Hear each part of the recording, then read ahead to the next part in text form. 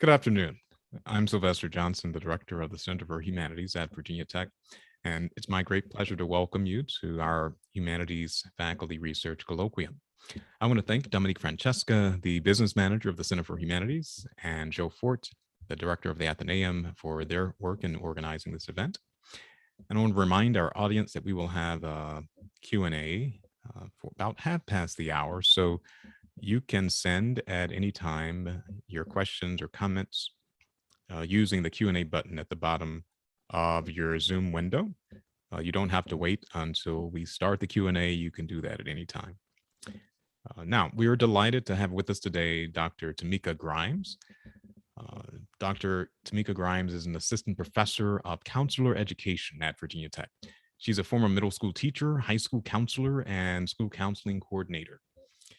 And she's worked in schools in rural, urban, and suburban districts. Professor Grimes conducts research and writes about professional identity construction of practicing school counselors. And she has a specific focus on school counselors in rural communities, school counselor trainees, clinical training, and most recently, the role of school counselors in addressing racial trauma. Through her service work, Professor Grimes works with school counselors in Southwest Virginia to support them in developing comprehensive school counseling programs and implementing evidence-based practices. And she's presented at local, national, and international conferences and has been published in journals both inside and outside of the counseling field. So we're very delighted to have you with us today, Dr. Grimes. Thank you, Dr. Johnson. Really glad to be here with you all today. Yeah, well, great. Well, perhaps we can begin with you telling us about some of the larger dimensions of your research. It's an area of critical concern. These structural challenges to equitable learning environments are particularly important for students of color. And I'm wondering if you might just start by telling us what led you to focus on this area of scholarly research. Yeah, sure. I think it's very interesting. I feel like we always say like research is me search. And to some degree that has definitely shown up in the reason that I'm pursuing this particular line of research. So both my personal and professional experiences, I feel like have had a particular influence on this line of research. I take it all the way back to like my own days in K-12, really being one of the only Black students in gifted classes, or one of a few in gifted classes, even though I was in a school district, of course, that was diverse. So I kind of had these experiences that were happening, but didn't necessarily have the language to talk about them or to really interrogate what was going on. And then post undergrad, I had the opportunity to do Teach for America. And so I actually ended up as a middle school teacher in a very small, predominantly Black rural community in South Louisiana. And that was kind of my first introduction to life in a rural space. I grew up in a predominantly urban area. So that really gave me kind of a firsthand perspective for looking at rurality and thinking about the experiences of students and educators in those spaces, and being able to not only see where things could be improved, but also where the strengths lie in rural communities.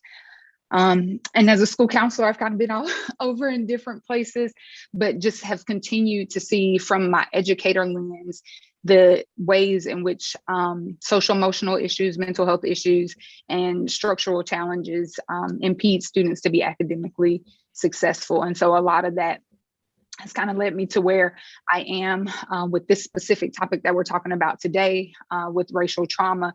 And in all honesty, I think it's kind of happenstance, shall we say. I was asked to do a project or a presentation for Montgomery County's dialogue on race group here in our area of the state. And they asked me to talk about the impact of racial trauma on Black students, kind of with everything that was going on with George Floyd.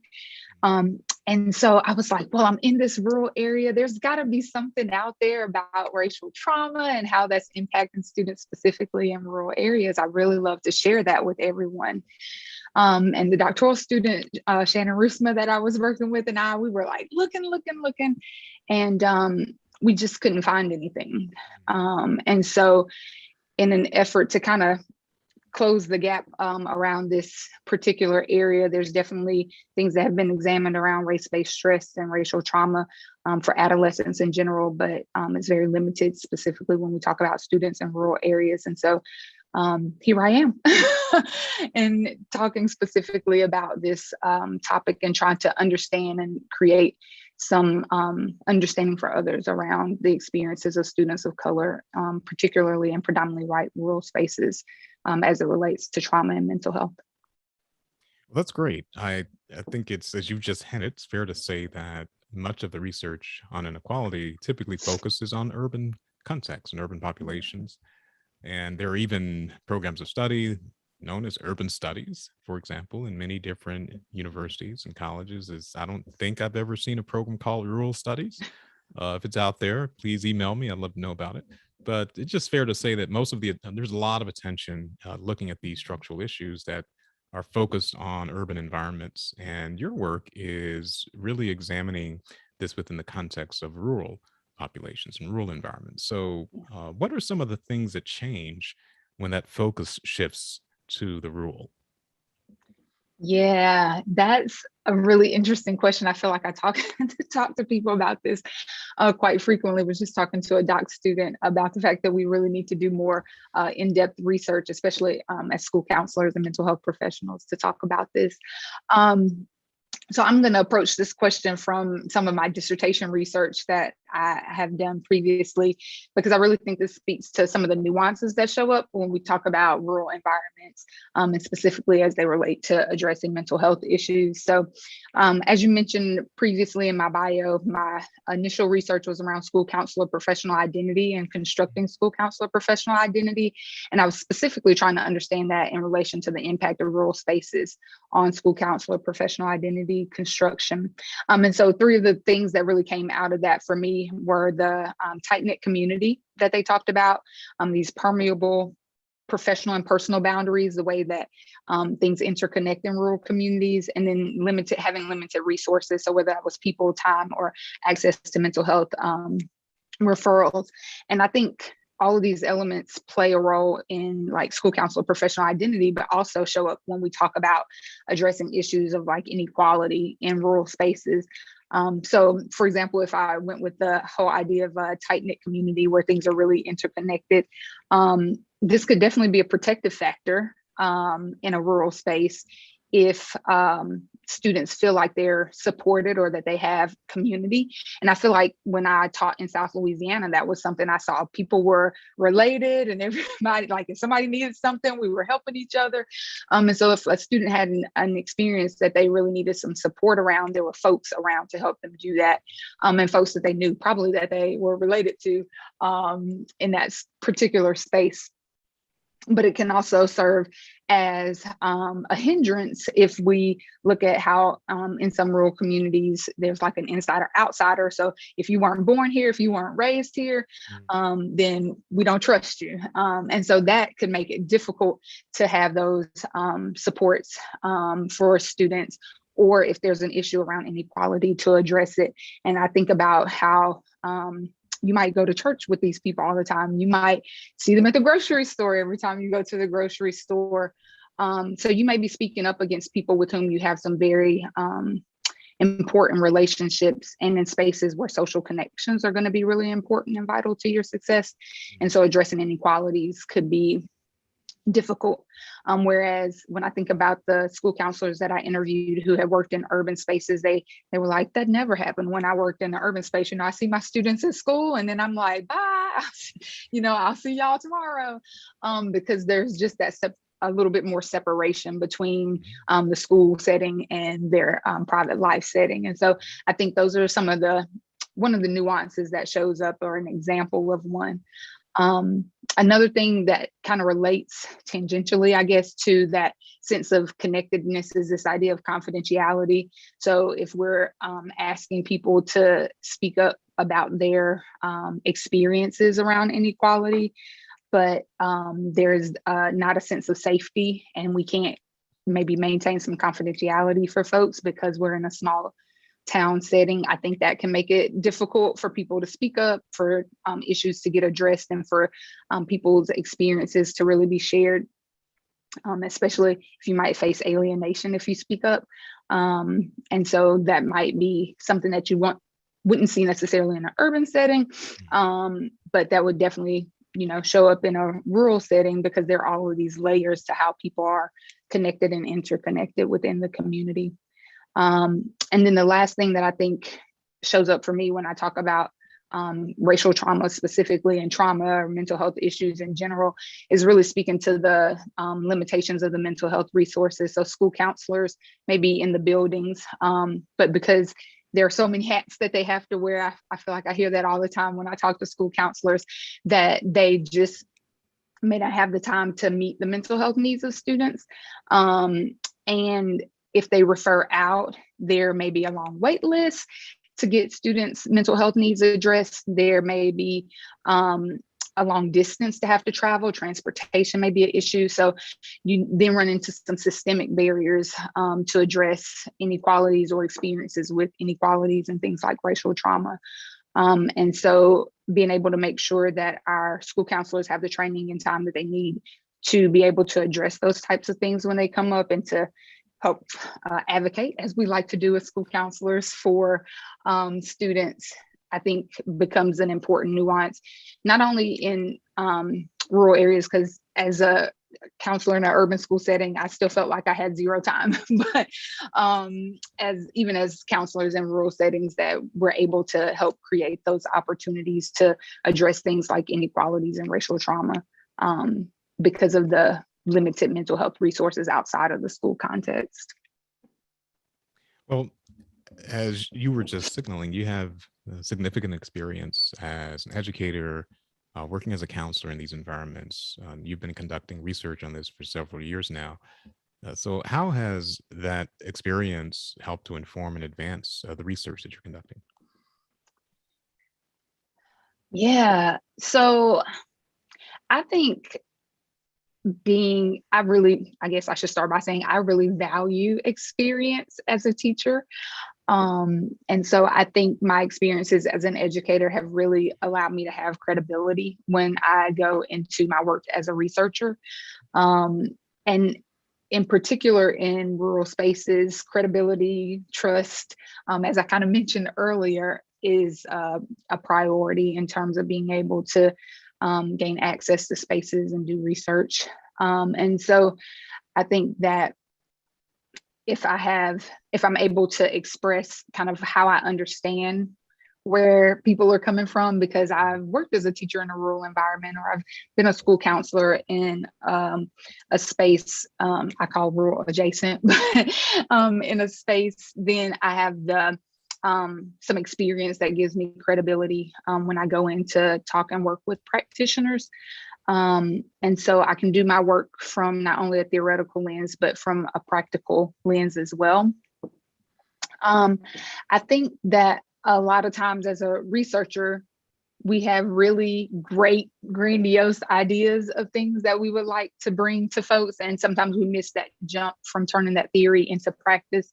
And so I think that my experience as an educator has also helped me to balance some of that, to think more practically about how to apply the research that I'm conducting. And in fact, when I think specifically about the topic of racial trauma, it was really moving from that theory to practice mentality that I think has been influenced by my experiences as an educator. So I wanted to, kind of in the wake of everything that was happening with George Floyd, I was like, how can we not only talk about school counselor professional identity, but how school counselors' professional identity impacts their decision to address issues like trauma and racial trauma. And so even focusing on this topic was born out of, I would say, a need to kind of put together some of that theory and practice, and to make that transition to this particular topic. So I'm hoping that my experiences as an educator continue to help me think more critically and intentionally about how I advance my research agenda and how I move from maybe more theoretical topics into more practical topics that specifically influence student outcomes in the school setting. Hmm. Well, that's great. Well, I want to turn to one aspect of your research that concerns disciplinary practices. This has been studied quite a bit for those who are seeking to understand structural challenges, Yeah. particularly for students of color who are in these school systems. And so I would like for you to just tell us about why this has been such an important issue and some of the complications around it. Yeah. I think that the first thing that comes to mind for me when we talk about discipline practices is this sense of belonging. And so exclusionary discipline practices tend to push students out, specifically students of color, Black and Brown students, and students who maybe fall into our special education groups, which some are often students of color as well. Um, and so addressing issues, systemic issues like disciplinary practices is a key focal point, because a lot of school spaces can cause racial trauma through things like disciplinary practices that decrease that sense of belonging and connectedness that students feel to schools, which I think is vital for keeping them there. And students who are excluded from school through disciplinary practices tend to have higher dropout rates, lower career outcomes, just more negative educational outcomes. So addressing disciplinary practices, I think becomes vital to actually not only seeing students be successful in school, but being Mhm. successful long term. And I'm always thinking about who's going to take care of me when I get old. So I'm always hoping that we are creating individuals who are not only more educated, but more empathetic and understanding, which is where I think some of the mental health pieces come in to the work that we do in educational settings as well. The research that I've had the opportunity, I will say, to conduct around discipline practices actually started out of some work that some other folks in the counselor ed department, Gerard Lawson and Laura Welfare, have done in the state of Virginia, actually looking at the discipline disparities. And one of the things that they found that I thought was really important is that a lot of the issues around infractions and what happens as a result of student infractions is really what happens in the classroom and how decisions are made. And so there's space there for us as researchers and as counselor educators or higher ed folks who are trying to help train teachers to really think about how we can address issues of systemic racism and things like racial trauma within even our classroom cultures and our school climates, and how we can impact change with training or with the ways in which we help teachers to understand and respond to student behavior in the classroom. So we had one article that came out 2020 in 2020 that really talked about how school counselors can work to advocate for addressing disciplinary practices. So whether that's on a individual level, working with students to talk more about conflict management and helping students with emotion regulation and things like that, or for counselors who are more comfortable doing more of the school level policy advocacy kind of work. So going to see school board members and writing letters to Congress folks to really address school disciplinary issues and exclusionary discipline practices, and even encouraging the use of practices like restorative justice to address disciplinary issues. So finding ways that we can, at different levels, work to impact the systemic issues that are impacting students of color, and really creating some of the disparities, whether that's in a rural setting or urban setting or anybody setting in this case, to really make a difference with this particular structural issue around exclusionary discipline practices. Can you explain some of the important trends that you've seen that would be examples of both challenges and problems, and then also maybe some trends and efforts to create promising strategies that have developed in recent years?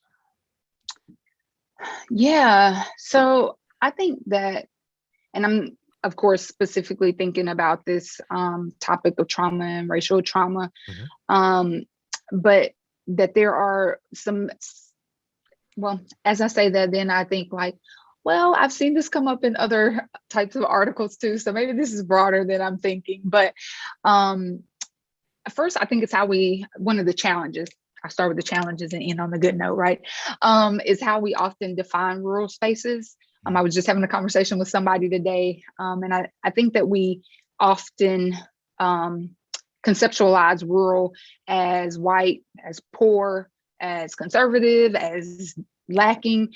And my own experiences say that's not just the one definition of rural. They're predominantly Black rural communities. That's where I was in South Louisiana. Mhm. Um, and there are spaces where rural doesn't equal poor. There are wealthy rural areas, so, or I should say wealthier rural areas. So I think that as we think about how rural is defined, that can be a challenge in addressing issues like inequity and racial trauma, because we have a very limited lens of what it means to be quote unquote rural. Mhm. Um, and so it makes it difficult to talk about macroaggressions that might happen, or racial inequities that are happening in those spaces, because those folks are currently invisible in our research or in the ways in which we define and talk about rurality. When it comes to racial trauma specifically, and we talk a bit about this in the manuscript that I currently have under review, is that the DSM defines PTSD or trauma in a very objective way. So they say that it's exposure to actual or threatened death, serious injury, or sexual violence. And that definition doesn't account for some of the historical and like compounded trauma that would, be a reflection of experiences of racial trauma. And so other researchers have started to broaden that definition and really look at even including like having eyewitness accounts of different traumatic issues. I would really argue that watching something on YouTube over and over again, or seeing it on social media over and over again, can create some trauma, if not secondary trauma, for folks. So really being able to examine the idea of racial trauma, we have to think more broadly than some of the mental health definitions that are used for trauma. And then the other issue that I think, or that I at least hope I've highlighted, is that there's just limited research on this topic. So that there may be things in production or coming, which that's what I'm trying to do, about racial trauma in rural spaces, but there's currently a limited research on that. And a lot of the research around like adverse childhood experiences is really with college students and adults, and not as much with young folks. So even just in general, getting that research out there is going to be important and help us get over part of that challenge. The other half of what you asked was about promising strategies. Yeah. And so I am excited that there are some, I guess, strategies that are being used and incorporated into schools. And I think because of the COVID pandemic and because of all of the racial injustice that has happened recently, that mental health is becoming a greater focus in our schools. Mhm. So you have interventions like restorative justice and restorative practice that have continued to help us evolve ways that we address exclusionary discipline and relational disconnections in classrooms. So if people adopt those practices, then they're able to use different methods to address issues around behavior, emotion regulation, and trauma. I think those have provided some, at least from a research basis, have provided some good outcomes in terms of students' social emotional success. And then you have a lot of social emotional learning material that has been developed, and not just for students, but for adults as well, because if we're not good, it's hard for us to help the students to be good. So just really focusing on social emotional learning, how we can help students address their mental health needs, and really develop the capacity, to manage their emotions, to have empathy for others and understanding. And so I think the more that we are able to integrate that into our classrooms and into the things that we do as mental health professionals in school buildings, that will actually help us move in a positive direction. And then finally, of course, when we're talking about racial trauma and trauma in general, there's a lot of trauma-informed practices that are now being used in school. Some people probably are like buzzword, but trauma-informed practices, trauma-informed schools that are really teaching education professionals how to observe behavior from a different lens and how to really think about more systemic issues that may be impacting what's happening in the classroom. And again, you asked earlier about like, how did I get to this? And that was a big piece of it. It was like, there are all these systemic things that are going on that are impacting the students. They're not listening to my English lesson. Like, there are other things that are impacting them. And so I think those practices are just three that I can kind of name right off the top that really have been helping to make different strides and help us see different outcomes with students as it relates to trauma. And they're not specific to racial trauma per se, but definitely for addressing and looking at trauma differently in our schools. Well, how would you like to see the research on racial trauma in rural spaces develop over the next few years? What would be an example of a move in a more productive or generative direction? Yeah. So I think that number one, I hope more people decide that they want to address this issue and start doing some research, and not just research about what's happening. I think a lot of times we can talk about all of the quote unquote bad things that are happening to students in schools as it relates to trauma, and especially our students of color. So not only researching the topic from that perspective, which will help us to better understand what's happening for students in rural spaces, but also to really help us to build stories and research around what's working to help address the issue. So I think a lot of what we have had come out recently, and what we're hearing about, which I would almost classify as racial trauma, probably not almost, would classify as racial trauma also, are things like, teachers being fired for talking about critical race theory, or talking about history in a different way, for teachers being asked to take down Black Lives Matter stickers and pride flags and things like that. So we're hearing about the pushback quite a bit. And so we know that students are being affected. They're getting messages like, you don't belong here. And so I'm wondering what's happening in school districts generally, but in rural school districts specifically, where folks are trying to actually create those support systems and build some capacity to support students of color in their schools.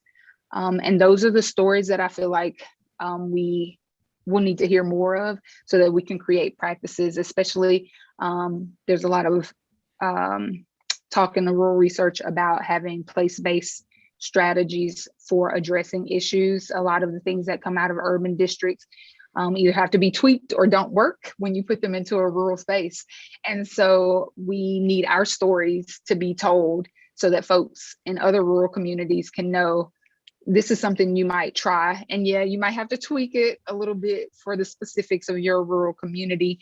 But if we don't get those kinds of stories out there, then we won't have that information to even build upon. So I hope that people start addressing this issue and looking at it. I hope that we start hearing more stories that help us to understand how we can make some positive impact and change, create some better support systems for students and students of color in rural spaces.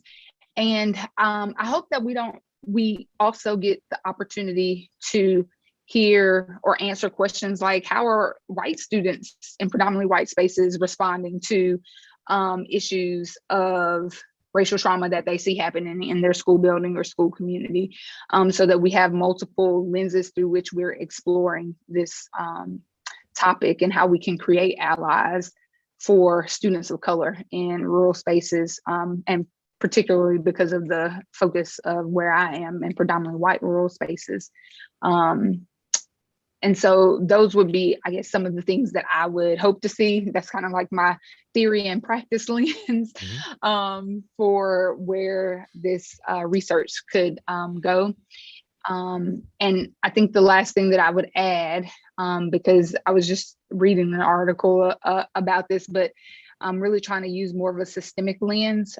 So I'm a fan of ecological models and being able to think about all of the systems that are impacting and that exist in rural spaces and that are often interconnected. And so not just talking about like the interpersonal individual level of trying to address issues around racial trauma, but what are some of the systemic level things like policies that need to change in order to help alleviate the different issues that might happen that are causing racial trauma for students of color in schools. Well, I'm gonna just remind our audience, we're gonna turn to the Q&A. So some of you have already sent some questions for Professor Grimes. If you have not done so and would like to, you can go ahead and click that Q&A button at the bottom of your Zoom window and send us your questions or comments, and we'll be happy to get those to Professor Grimes so she can respond to them. But one of those is asking about the issue of tight-knit communities that you were referring to earlier.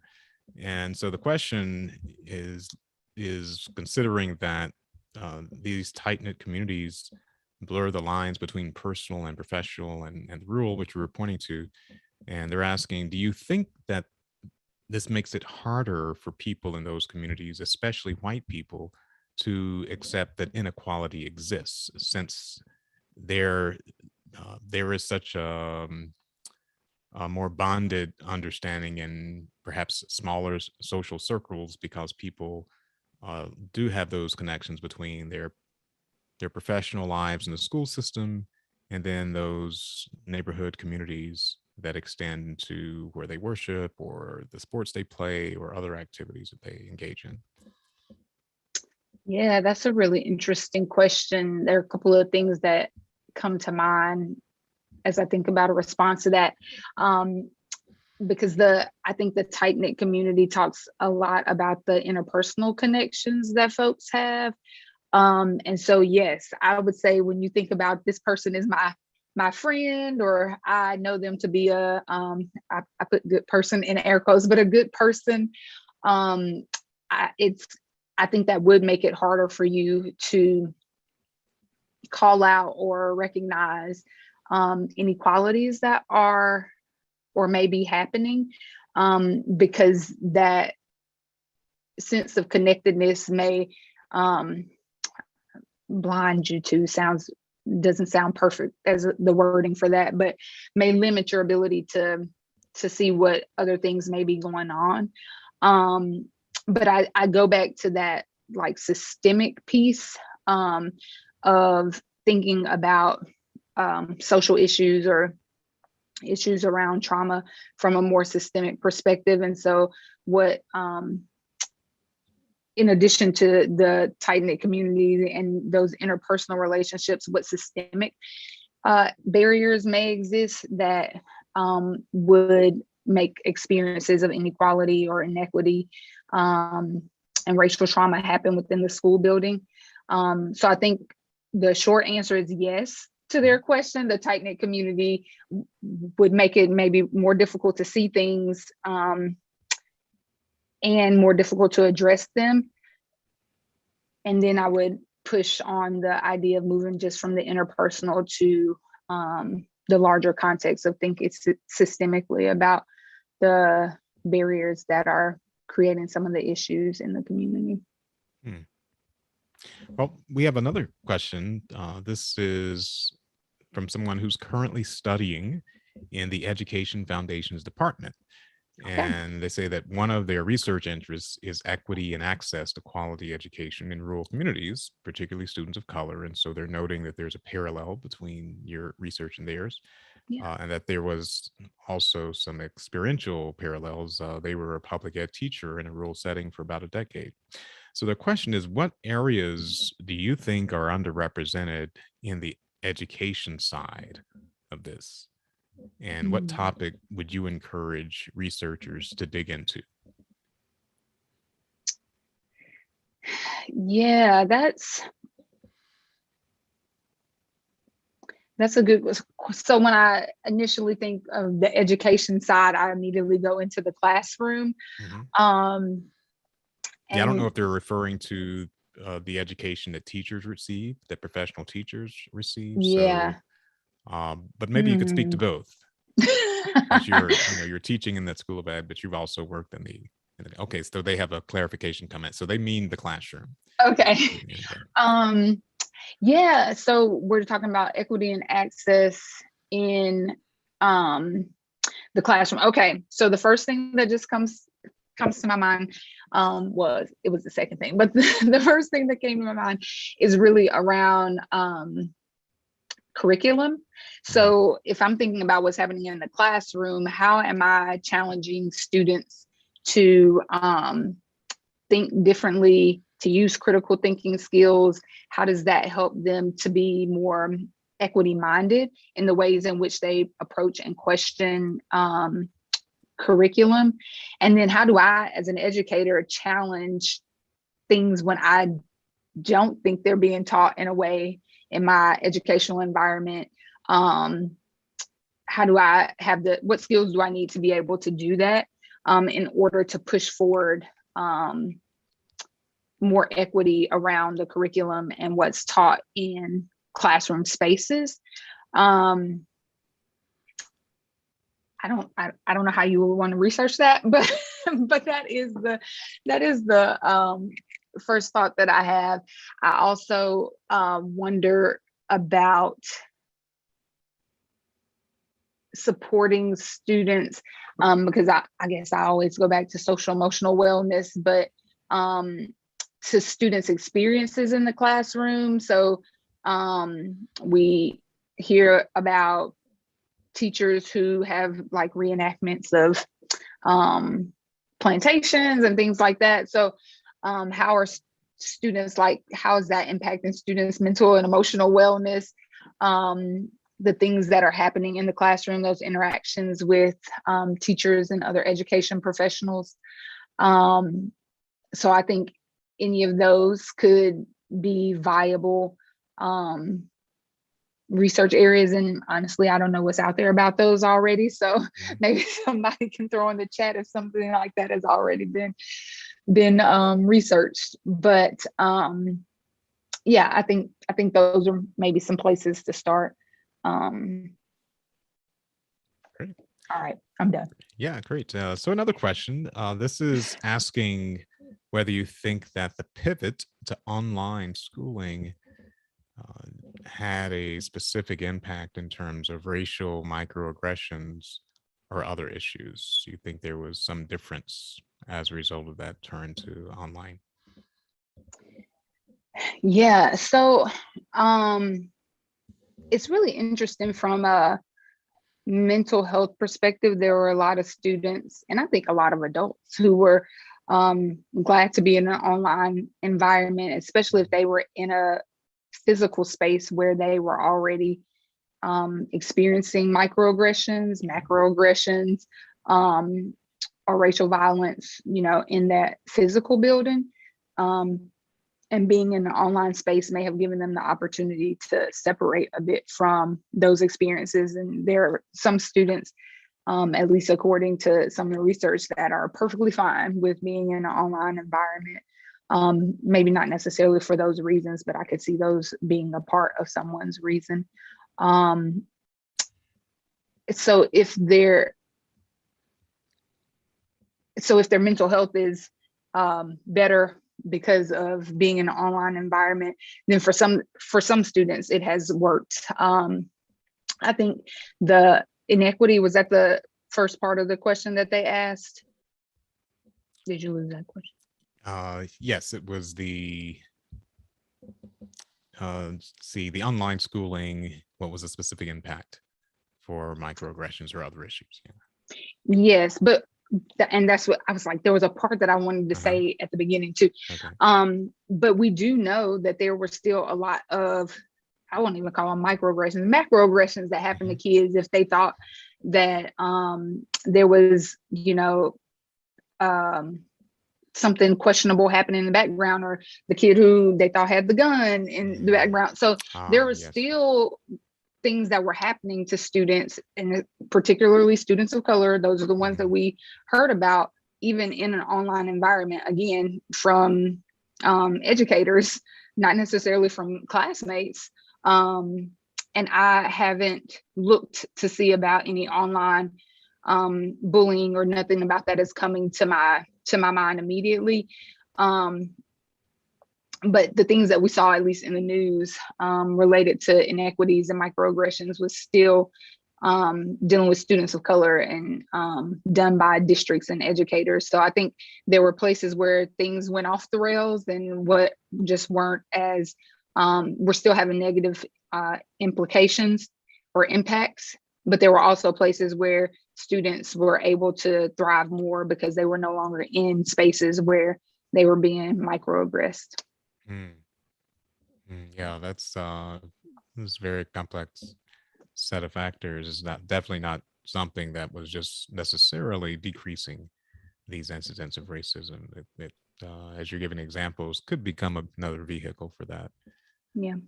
So another question is thank you for the talk, and is from someone who comes from a rural area in the South. They realize rural South has often been left out of these conversations regarding race and inequality. And they are asking, can you describe any difference between urban and rural racial trauma? What are some of the different needs that might arise for students between these two areas?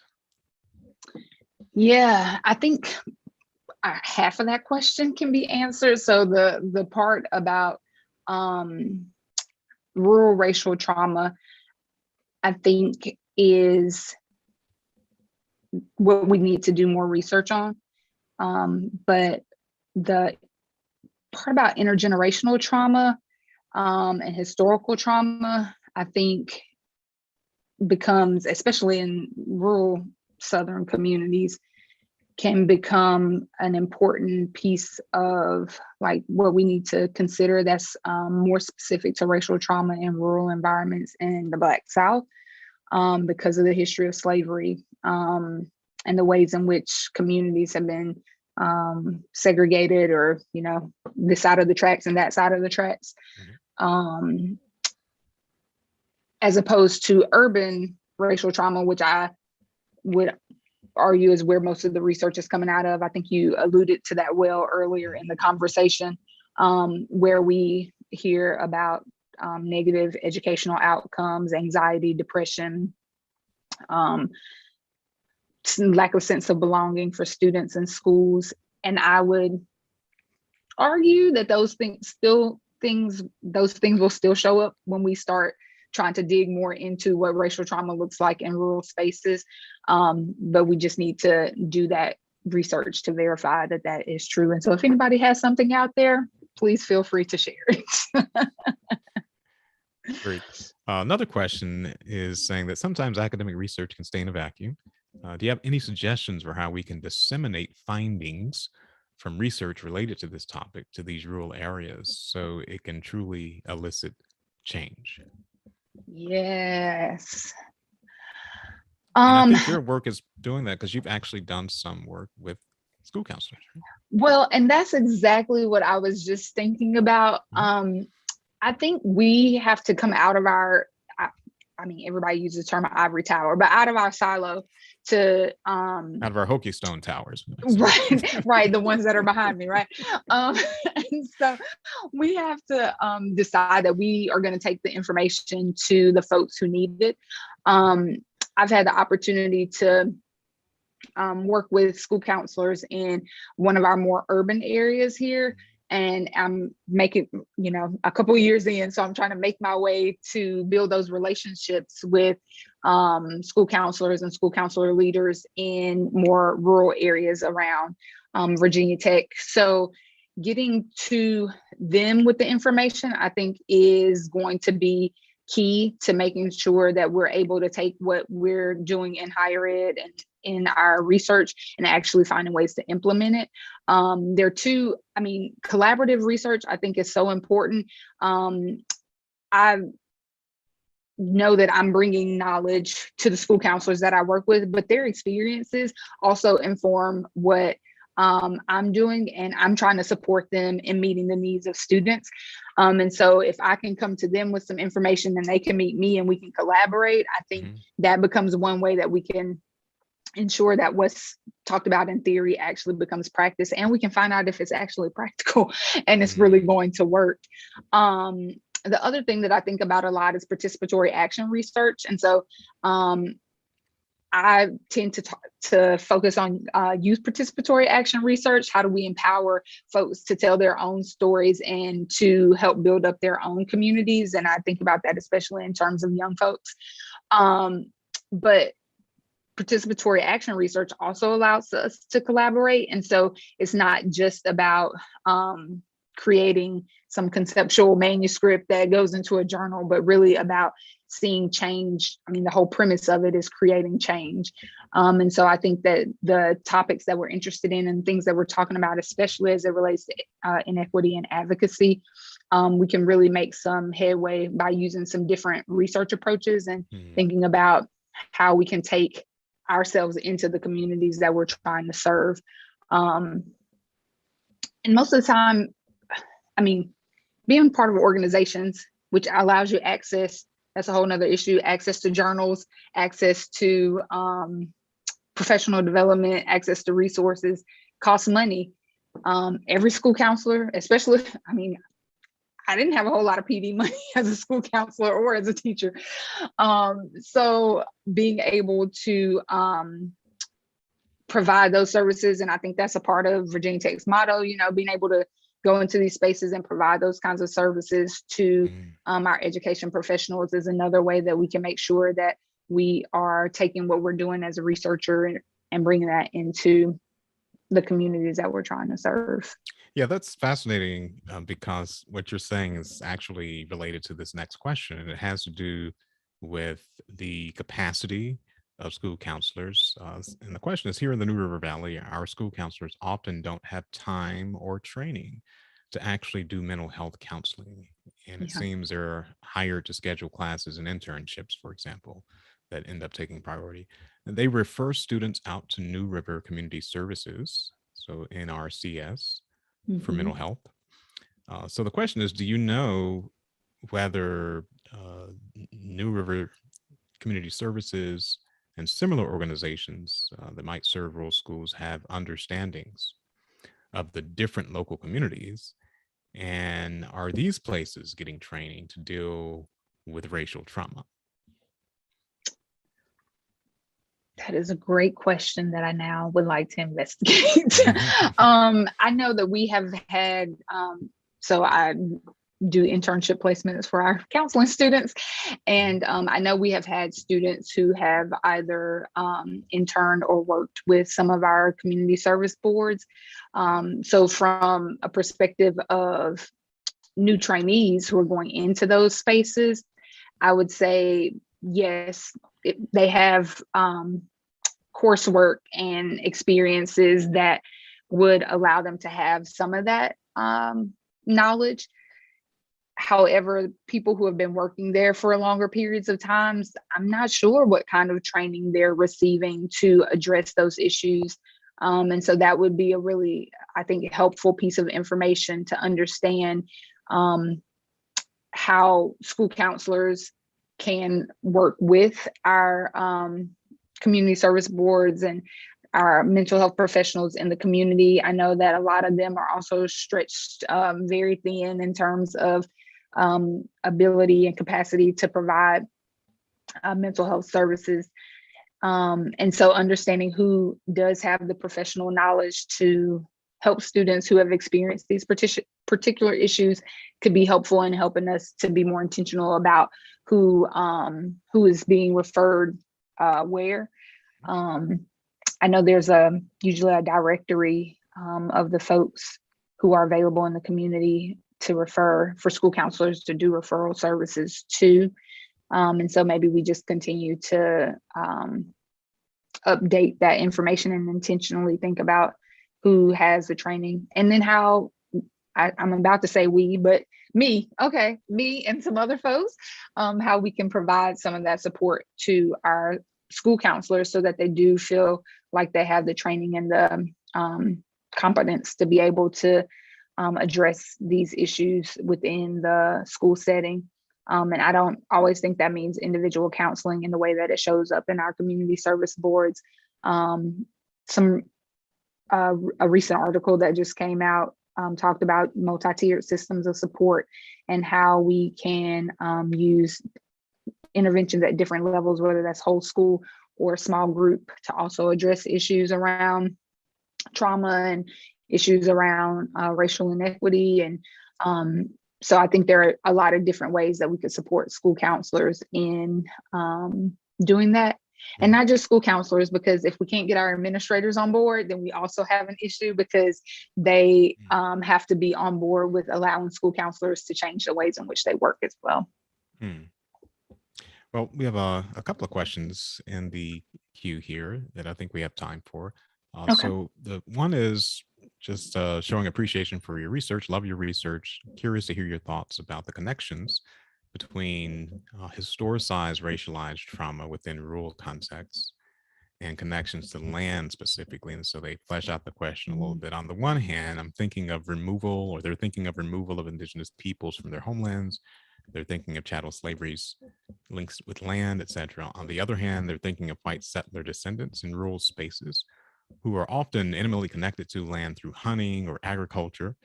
And so they're wondering how these different types of connections to land might complicate or perhaps open up opportunities for a place-based approach as a way to understand and to heal historicized racial trauma in rural communities. So you have any thoughts about this significance of land in this context, histories around land, and whether that might be an obstacle to or a path to some kind of constructive engagement with racial trauma? Wow. Because the land is there's land everywhere. It's not like there's not land in urban areas, but in terms of people's activity on that land, it certainly becomes more significant in the rural context. Yeah. And so that's I feel like it's a very complex question, because there are a lot of players and factors in that in that question. I definitely think that there are opportunities. I'm optimistic. So I always think there are opportunities where we can build on our understanding. And I guess when I think of land, I think of ownership, and ownership is often equated, especially land ownership is often equated with wealth, and how certain communities have been disenfranchised from having those opportunities because of their, like the person mentioned, their removal from the land, or with the ways in which Reconstruction happened and things that didn't happen after slavery ended. So I think that there are some difficulties that might ensue in addressing issues like racial trauma, because certain people feel ownership to the land and use that as a tool in deciding who has economic wealth and where economic wealth lies in a community. And that in turn impacts schools, because you're thinking about where the money is coming from in the community and who has say over that money. So that I feel like gets into politics. But I have to believe that there's also some way to use that as a starting place to begin to have conversations about inequity, and to tell stories that truthfully show what has happened in a particular rural space. So I don't have a full conceptualization of what that looks like, but I think that there are definitely both some barriers and opportunities to think about land ownership, and how different peoples in different places play a role in addressing issues of racial inequity. That's great. Well, we have just a few minutes left, and so I know you've been doing work with school counselors to develop and implement programs and evidence-based practices, and we've been talking about racial trauma throughout this conversation. Could you uh, could you give just a brief explanation of what racial trauma is, and how you're approaching that definition, and then maybe in the few minutes we have left, and also maybe just give us some sense of what that work you've been doing with school counselors looks like, maybe one or two examples of the Yeah. evidence-based practices. I appreciate that first question because I had put in my mind that I needed to start out with that and didn't do it. So I've been looking at racial trauma as events that are real or perceived experiences of racial discrimination. And I say real or perceived as things that have actually happened, or sometimes, something happens and you're like, did that really happen? And you have to go ask somebody like, this is what happened to me. Do you think this was discrimination? So I think either of those can be traumatic, especially as they're compounded experiences one upon another. So threats of harm and injury, whether that's physical or psychological, humiliating and shaming events. I think a lot about students of color, especially Black girls, who are often not considered for AP classes or higher level classes, and how that shows up as a discriminatory practice, which can be traumatizing, and then witnessing harm to other people of color. And I mentioned that a little bit earlier with like social media and things that we see, and all of that as it relates to real or perceived racism. So that's kind of the framework from which I've been working to talk about or think about racial trauma, and really thinking about wanting to understand the implications of that. So physiological, psychological, that show up for students in school settings, and how we need to address those, because those behaviors that show up are usually the things that then lead to, we asked about exclusionary discipline practices before, so that lead to things like the exclusionary discipline practices that happen in schools. So that's the, I think, short answer to that first part of the question. And the work that I've had the opportunity to do with school counselors thus far has really been around developing comprehensive school counseling programs. So the American School Counselor Association, and really a lot of the literature around school counseling has talked about how we as school counselors need to work to meet the needs of all students. And using a comprehensive school counseling a program can allow us to do that because of the different facets through which you work as a school counselor. But here in the area of Southwest Virginia, we only have one or two schools who are designated as recognized ASCA model programs. And there may be schools that are using a comprehensive school counseling approach, but we just don't know that because of the ways in which programs get recognized if they are using a comprehensive school counseling program. So I've been working to help support school counselors who are interested in doing that, who are interested in taking a more proactive and intentional approach to their work, as opposed to what I feel like I did as a school counselor, which was like a crisis came up and it's like, okay, I'm coming. And so as I've developed in my own understanding of how to best meet the needs of students, I've wanted to take that and support school counselors in doing so. And so I've had the opportunity to do that work here in Southwest Virginia.